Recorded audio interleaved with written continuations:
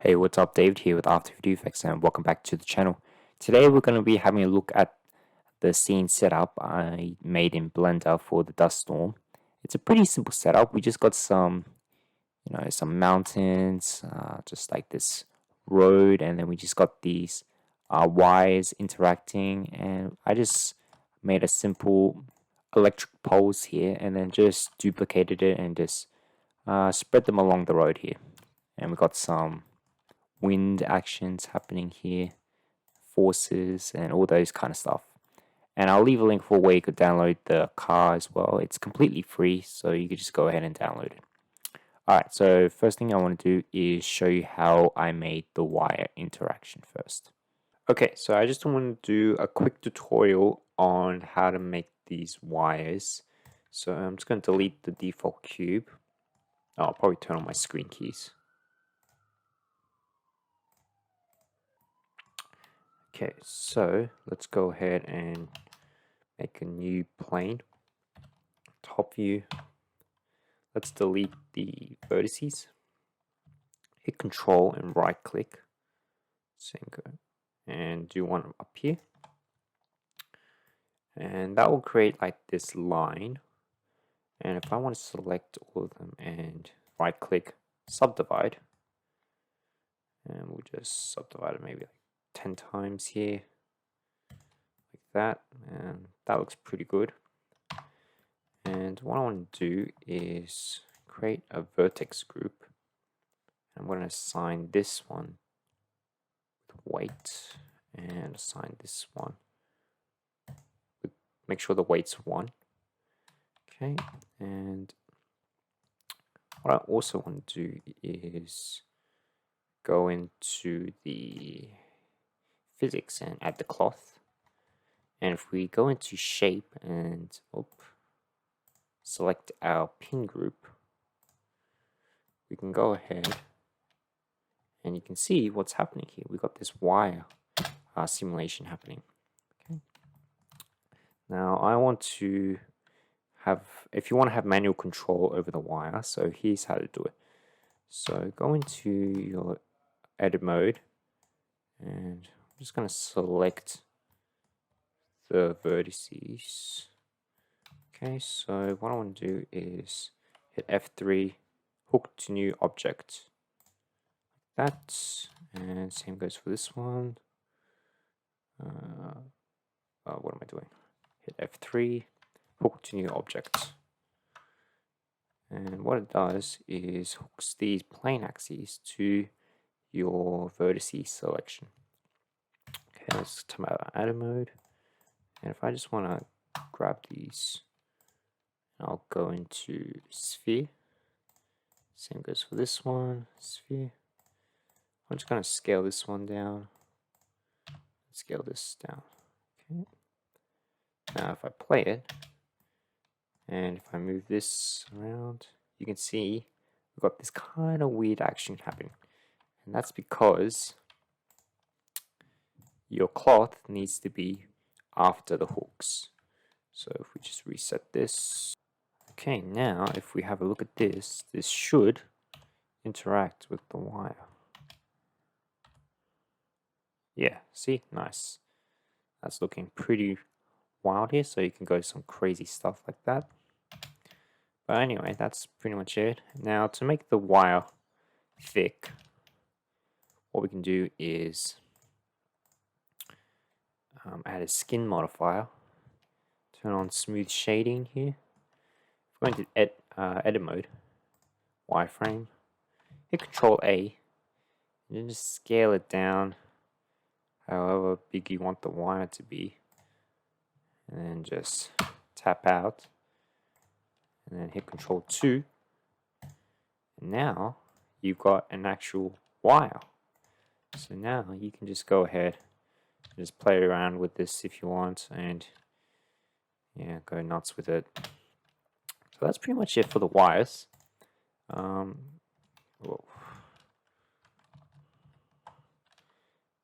Okay, yeah.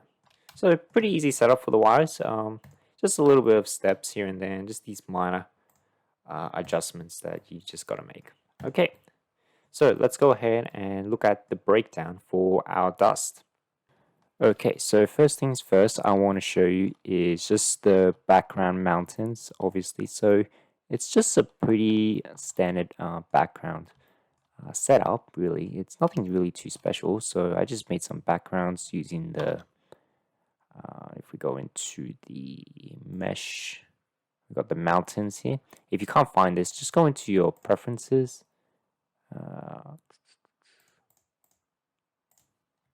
And just type in landscape and then just add the mesh add-on landscape and then save it and then it will be there.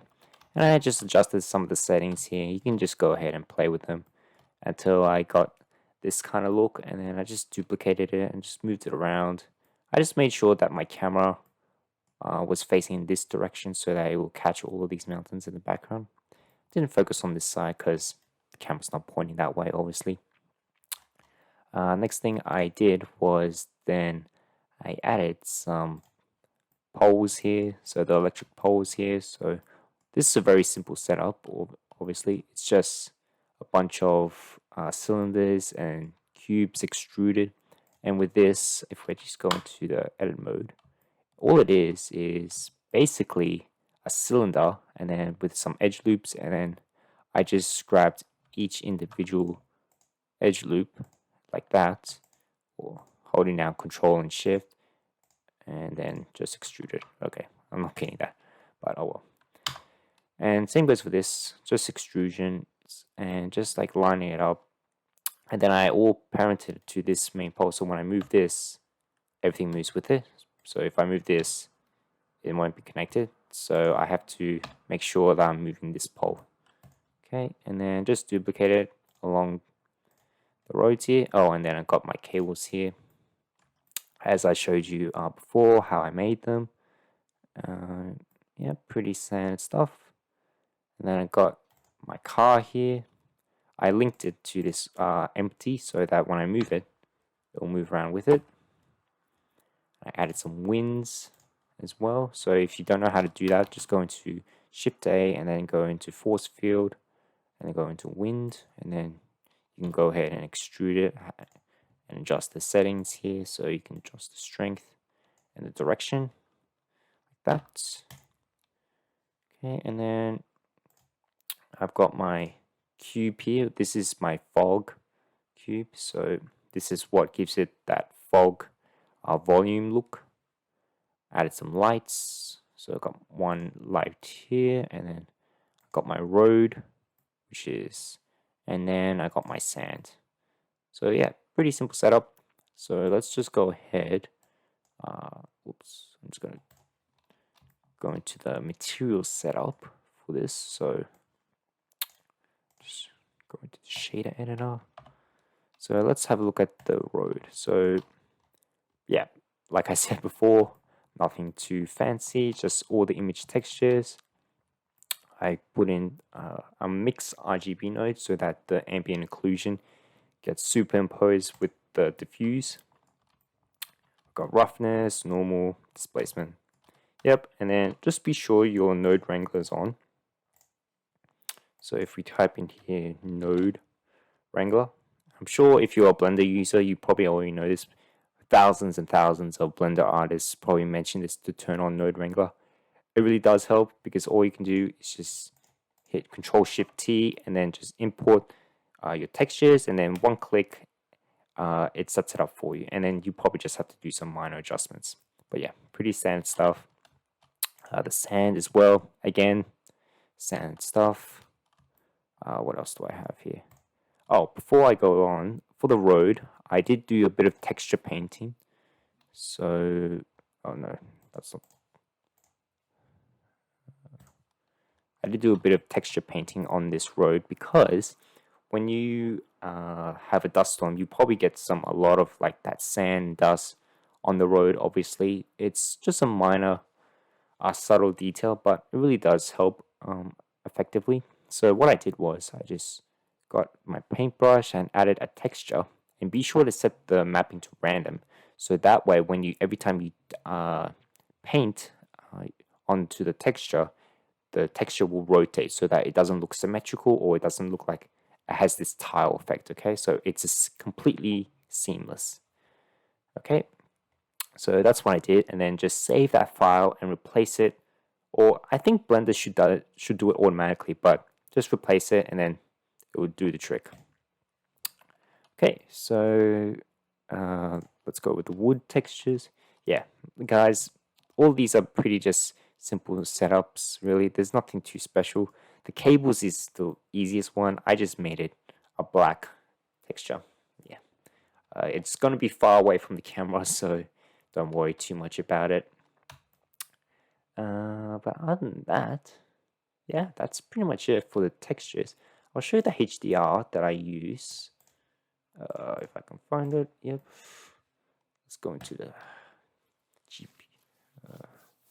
render view, and I'll just go in here, turn off transparent. Yeah, so this is the HDR I'm using at the moment.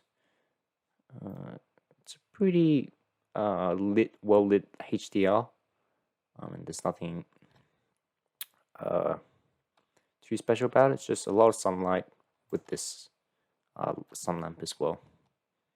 So that's pretty much to it. Yeah, so like I said before, nothing too special. With these mountains, you probably would have to UV unwrap it. So I just go into edit mode for one of them. Just select it all, hit U, and smart UV project. That's what I did. I'm not sure if that's the best way or not, but it did the trick, and it's going to be far in the distance, so you probably won't pick it up by the camera. So it's quick and easy, it does the trick. And if we go into the camera view, oh, by the way, if you hit 0, and if you hit your layer and hit Control Space, it will go up to full screen as well. So that's a nice handy tip if you guys want to go into make your workflow a bit more efficient. So that's all it is. And yeah, I can't jump out of that. And what else is there? So we'll just turn on transparent back on. And if you go into your, what is this, output properties, and just hit render region, that'll make the rendering process a bit faster so that the render will only be inside the camera. Alright, so now let's go and move on just to do a bit of the animation part. So I'm just going to go back to shader view. I'll slide this across here. Oh, no, sorry. I forgot one more thing. I forgot to show you the volume of the cube. So if we turn this cube on, it's a large cube and the texture is here. So what I did was I got a principal volume, put it into the volume output, whatever that is, socket. Is it called socket? I don't think so. I'm not too sure. I gave it a bit of color, or I desaturated it. Put that through a color ramp and noise texture, mapping, and texture coordinate. Yep. And then what you should get is something like this. Okay, so you can see how this fog is playing a huge role into the scenery here. So, and if I want to play with the density, or if I wanted to make it a bit more thick, I can set this maybe like 0.8, and then that should make it a lot thicker. However, it does increase your render time, so just be mindful of that, because you don't want it to be too thick. Okay, so obviously this is getting way out of hand here, so maybe 0.2. Yeah, so you can see the difference here. Okay. Yeah.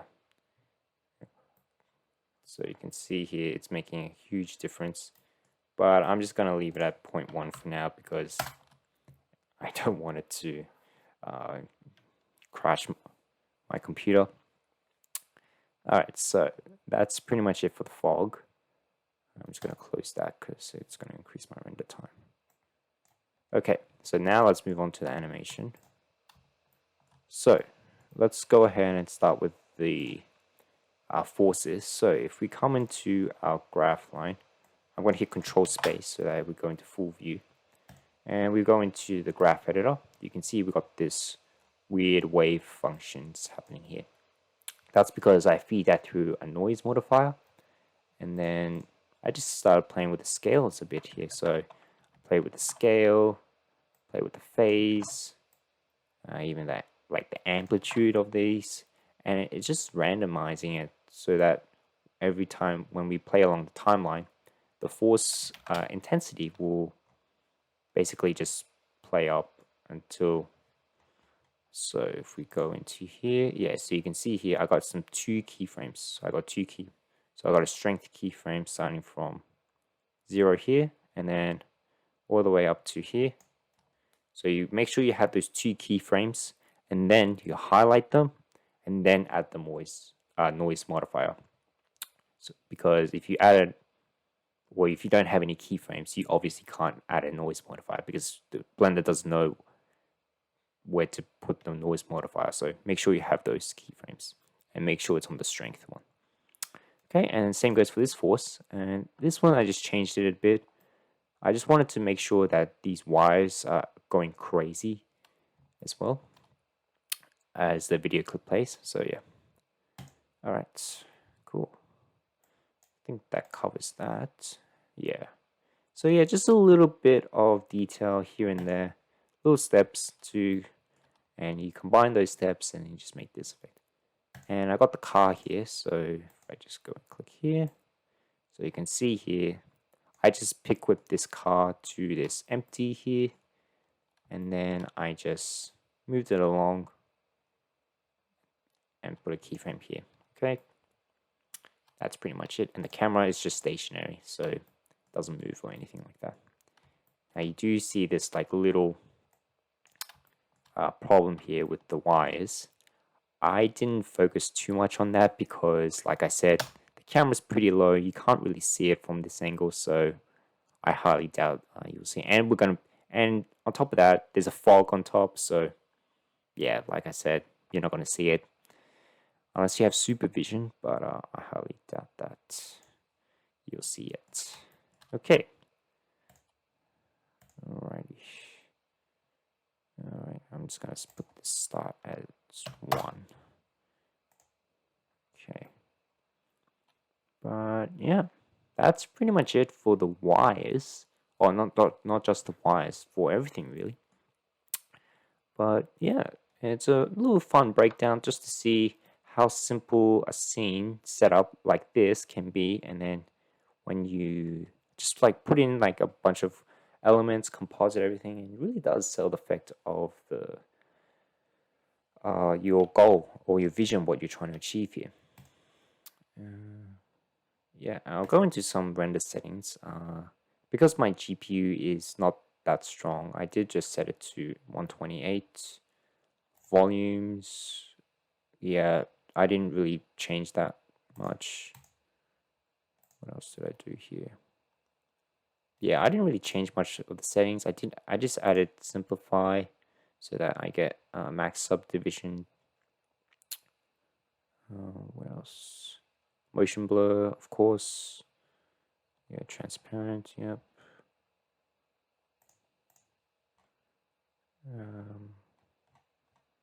Performance. Yeah, the tiles render.